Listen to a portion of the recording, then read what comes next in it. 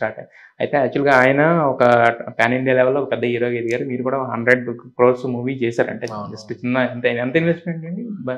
అదొక 10 plus 10+ investment 100+ అంటే into almost 10 times gross అంటే అదంతా మనకి అంటే బట్ అంటే కలెక్షన్స్ కదా మనకి ఎంత వచ్చిన ప్రాఫిట్. సో మరి ఇంత సక్సెస్ఫుల్ ప్రొడ్యూసర్ తోటి మరి బన్నీ గారు ఏ చిన్న హీరోకి హిట్ వచ్చినా ఆనందించే బన్నీ గారు మా ప్రొడ్యూసర్ హిట్ వచ్చింది నాతో ప్రొడ్యూస్ చెయ్యి అని చాలా హ్యాపీ అయ్యారు. నాకు వచ్చి ఒక హాఫ్ అన్ అవర్ సక్సెస్ మీట్లో మాట్లాడారు. ఆయన మాట్లాడినప్పుడు కళ్ళల్లో నీళ్లు తిరిగినాయి. So is very happy. నాతో ఒక 3-4 అవర్స్ కూర్చో మాట్లాడారు. మొన్న ఇంటికి వచ్చారు. బట్ నేను ఇప్పుడు ఎలిమెంటరీ స్కూల్ నుంచే అప్పర్ ప్రైమరీ స్కూల్కి వచ్చా. కాలేజీకి వచ్చాక బన్నీ గారితో సినిమా చేస్తాను. అరే అసలు మాట్లాడుకున్నారా? ప్రైమరీ డిస్కషన్ అయితే నాతో సినిమా చేస్తావా అని ఎప్పుడు నా పక్కన ఎప్పుడైనా ఓపెన్ ఆయన మాతో సినిమా, నాతోను వాసు గారితో అందరితో చేయండి. బట్ ఆయన ఒక చనువిచ్చారు కదా అని మనం చంకనెక్కి మనం రైట్గా డిజర్వింగ్గా వెళ్ళి చేయాలనేది నాది. ఇప్పుడు ఆయనకి చనువివ్వటం అనేది ఆయన సంస్కారం.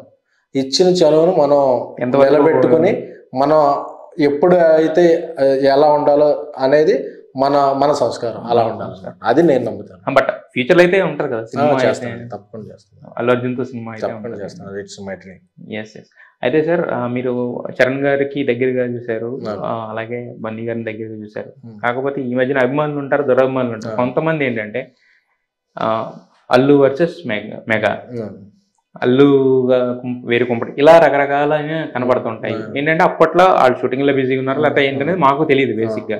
సో కొంతమంది నమ్మే పరిస్థితి కూడా ఉంటుంది. ఇద్దరిని దగ్గరగా చూసారు కాబట్టి ఈ విషయం గురించి మాట్లాడండి. మీరు ఏం మాట్లాడతారు? అంటే ఎప్పుడు కూడా ఏంటంటే అందరూ బాగున్నారు అనుకుంటే అందులో స్పైసే ఉంది.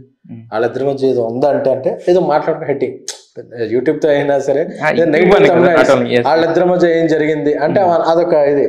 సో బట్ వాళ్ళిద్దరూ అలాంటికి ఆస్కారం ఎవరు? ఎందుకంటే మొన్న క్రిస్మస్ పార్టీ జరిగింది. క్రిస్మస్ మొత్తం ఫ్యామిలీ అందరూ వచ్చి బన్నీ గారు చరణ్ గారు ఇద్దరు కౌగిలించుకుని ఫోటోలు మొత్తం ఫ్యామిలీ, మా బన్నీ గారు చరణ్ గారు అందరు ఇంట్లో ఉన్న హీరోలు అందరూ, కళ్యాణ్ గారు ఏదో పొలిటికల్ దీంట్లో మన సంక్రాంతి వచ్చింది, అందరూ ఒకళ్ళు వండుతుంటే ఒకళ్ళు వడ్డిస్తూ అంటే ఫ్యామిలీ అనేదానికి ఒక ట్రూ నిర్వచనం డెఫినేషన్ లా ఉంటారు వాళ్ళు ఫ్యామిలీస్.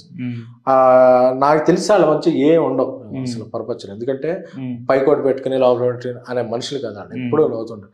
వాళ్ళ బిజినెస్ లో వాళ్ళ ప్రొఫెషన్ లో వాళ్ళు ఉండే టెన్షన్స్ లో వాళ్ళు బిజీగా ఉంటారు తప్ప అవకాశం దొరికినప్పుడల్లా నేను చూస్తుంటా వాళ్ళ ఫ్యామిలీ ఆ పండుగ వస్తే ఈ ఫ్యామిలీ ఆ ఇంట్లో ఉంటుంది లేకపోతే ఆ ఫ్యామిలీ ఉంటుంది. సో అంటే యాక్చువల్గా ఇదంతా అంటే ఇంతకు ముందు నుంచి ఎప్పుడన్నా వినిపించేది. బట్ రంగస్థలం తర్వాత ఏంటంటే చరణ్ గారికి ఒక హిట్ వచ్చినప్పుడు ఆ టైంలో ఎక్కువ ఇది స్ప్రెడ్ అయింది. ఆ టైంలో ఎవరో ఒకరు స్పందించుంటే అయిపోయింది. స్పందించకపోవడం వల్ల అంటే స్పందిస్తుంటే ప్రతి దానికి స్పందన ఇస్తూ ఉంటే ఈరోజు ఫంక్షన్ రాకపోతే విడిపోయారంటారు, రేపు ఏదన్నా ట్వీట్ పెట్టకపోతే విడిపోయారంటారు, రేపు ఏదన్నా పండగ రోజు కలిసి ఉండవుతారు. అంటే దీనికి స్పందన ఇస్తూ పోతుంటే ఇంకా అదే ఇదైపోతుంది. ఇంక ప్రతిసారి మేము కలిసిన్నాం అనేది చెప్పక్కర్లేదు కదా. అది ఎందుకంటే అది అప్పుడు చెప్పిన కొద్దీ ఇంకా పెరుగుద్ది. మరి ఇలా ఎందుకు చేయలేదు, అలా చేయలేదు. ఇగ్నోర్ చేయడమే కొన్నిటికి చాలా బెస్ట్ ఎగ్జాంపుల్.